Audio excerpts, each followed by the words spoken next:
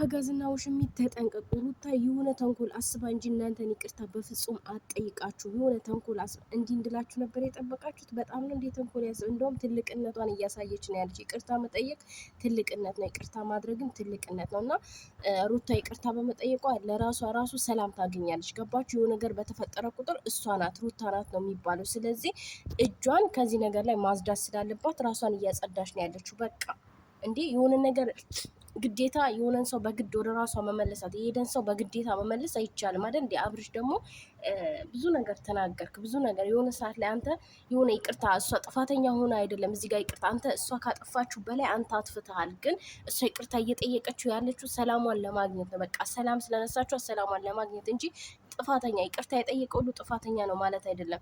ኤርሜላ እንኳን ጥፋቷን እንትን ብላ ገብቷት ይቅርታ ስትጠይቅ አንተ እንኳን ይቅርታ አላልካትም። ገባ?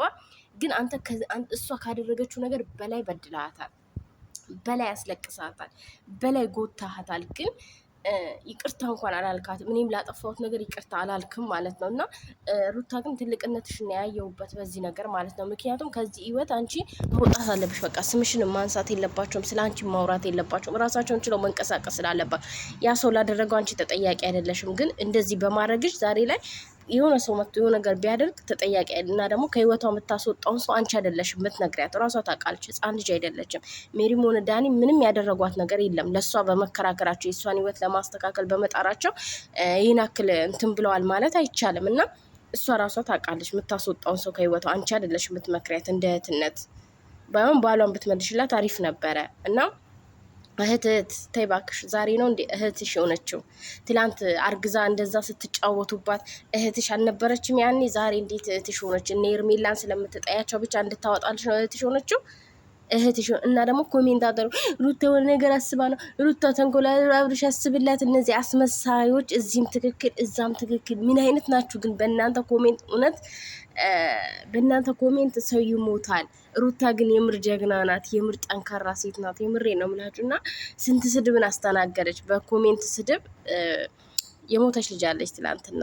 እና እኔ ሩታን ነው ያስታወስኩት። የምር በጣም በቃ ማለት እኔ እንጃ ምን ልበላችሁ። ሰው በእናንተ ስድብ የምትሳደቡ አፋችሁ የሆነ እጃችን ጻፈ ብላችሁ የምትጽፉትን የማታውቁ ሰዎች ሩታ እንደዚህ አብርሽ ተንኮል አስባ ነው። በጣም ነው እንዴ ለአብርሽ ያሰባችሁለት? በጣም ነው እንዴ ለአብርሽ ያዘናችሁለት? ተው እንጂ እውነታችሁ ነው። ተንኮል አስባ እሰይ ደግ አደረገች እንኳን አዘ እና ደግሞ ማለት ነው ሩታ የአዶናይን ምክር እየሰማሽ ነው ማለት ነው።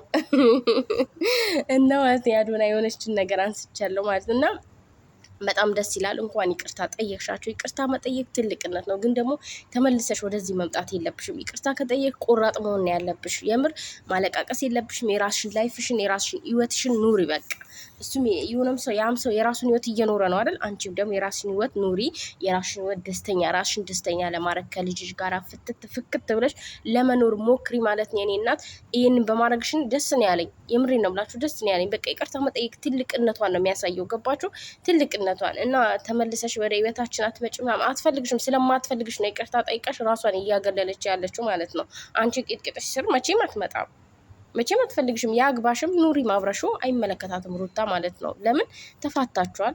አብራችሁ እየኖራችሁ አይደለም። ስለዚህ አይመለከታትም ማለት ነው።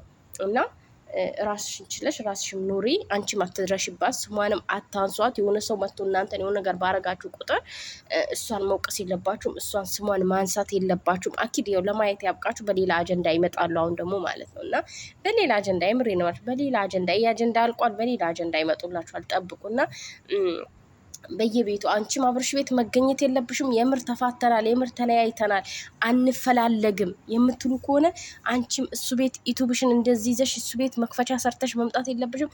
እሱም በአንቺ ቤት መምጣት የለበትም። እና ደግሞ የእሱን ፎቶ የአንቺና የእሱን ፎቶ ያደረግሽውን ከስር በኩል ከዩቱብ ስር አንሺ።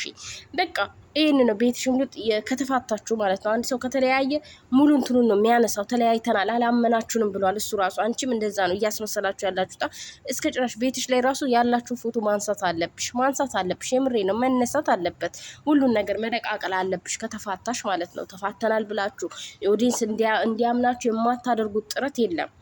እንዳልተፋታችሁን ያውቃለሁ፣ እናውቃለን። አብዛኞቻችን እናውቃለን እናንተ እንዳልተፋታችሁ ማለት ነው። ድራማ እንደምትሰሩም እናውቃለን። አበጋዝ ማለት ውሸታም ሰው እንደሆነም እናውቃለን። ግን እውነት ለማስመሰል በጣም እየጣራችሁ ነው ያላችሁት። በጣም ማለት ነው። እያስመሰላችሁ ነው ያላችሁት። እሺ አንቺ እሱ ቤት ለምን መክፈቻ ሰርተሽ ዩቲዩብ ላይ ለምን እንትን ያለሽ? እሱም ደግሞ እንደዛው በየቤቱ ለምን ድራማ ካልሆነ እኮ እንደዚህ አትዞሪም።